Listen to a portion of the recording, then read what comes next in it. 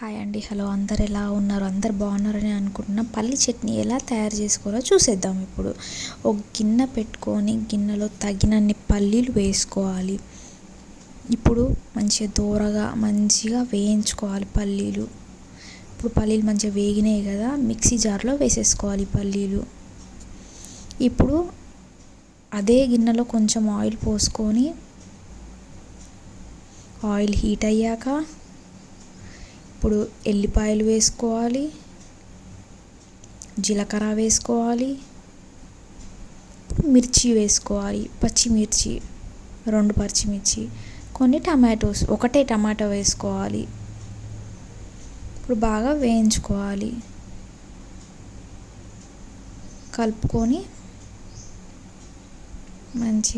ఇప్పుడు మంచిగా వేగినాయి కదా, ఇప్పుడు మిక్సీ జార్లో వేసేసుకోవాలి. ఇప్పుడు ఇవి మిక్సీ జార్లో వేసుకొని కొద్దిసేపు చల్లారనివ్వాలి.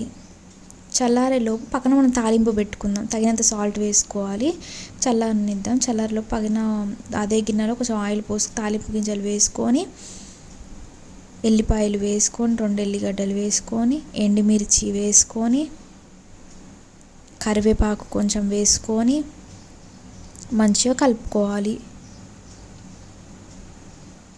మంచిగా వేగాలి. ఇప్పుడు కొంచెం చిటికెడు పసుపు వేసుకోవాలి. పసుపు వేసుకోవడం వల్ల మంచిగా హోటల్ స్టైల్లో మంచిగా కలర్ఫుల్గా మంచిగా ఉంటుంది చట్నీ అన్నమాట. ఇప్పుడు తాలింపు అనేది రెడీ అయిపోయింది. ఇప్పుడు ఇందాక మనం పక్కన పెట్టుకున్నాం కదా సలాడ్, ఇప్పుడు మిక్సీ పట్టుకుందాం.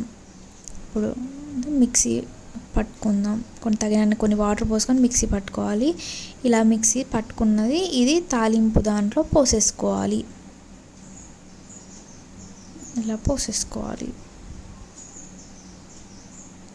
పోసేసుకొని తగినన్ని కూడా కొన్ని వాటర్ పోసుకొని మంచిగా కలుపుకోవాలి. మంచిగా ఈ విధంగా కలుపుకోవాలి. So tasty hotel style tasty పల్లి చట్నీస్ రెడీ. దోశలోకి, ఇడ్లీకి అయినా సూపర్.